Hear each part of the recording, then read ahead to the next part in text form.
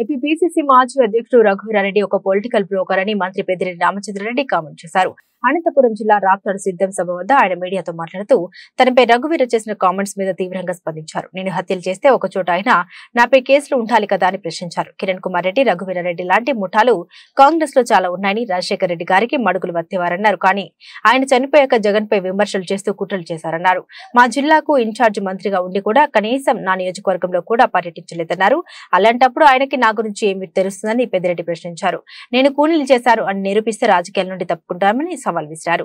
పుట్టపర్తి సాయిబాబా చనిపోతే ఆయన పార్థివ దేహాన్ని బయటకు తీసుకుని రాకుండా డబ్బుల మూట లారీల్లో తరలించారని సంచలన వ్యాఖ్యలు చేశారు. లక్షల కోట్లు అప్పులు చేసి చంద్రబాబు ఒక చెప్పుకోదగ్గ పథకం ఏమైనా పెట్టారని నిలదీశారు. 14 ఏళ్లు ముఖ్యమంత్రిగా ఉండి చంద్రబాబు నేను ఇది చేశాను అని చెప్పుకునే దిక్కు చంద్రబాబుకు లేని దుస్థితిలో ఆయన ఉన్నారన్నారు.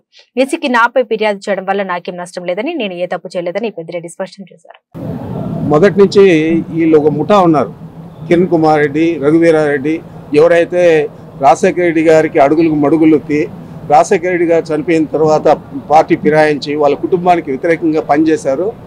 వాళ్ళల్లో ప్రధాన ముద్దాయి రఘువీరారెడ్డి.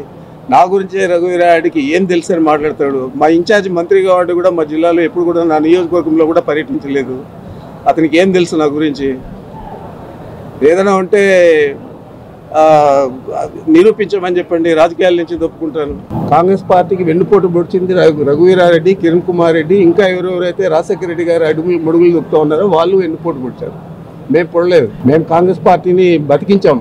ఈ రాష్ట్రంలో చంద్రబాబుకు వ్యతిరేకంగా మా జిల్లాలో నేను జిల్లా అధ్యక్షుడైనప్పటి నుంచి ఇప్పుడు దాకా కూడా మెజారిటీ స్థానాలు నేనే సాధిస్తూ ఉన్నాను. ఆ మెజారిటీ స్థానాలు తెచ్చేదే కాకుండా కాంగ్రెస్ రాష్ట్రంలో అన్ని జిల్లాల్లో కంటే కూడా ఎక్కువ పటిష్టంగా ఉమ్మడి రాష్ట్రంలోనే పటిష్టంగా చిత్తూరు జిల్లా ఉన్నది.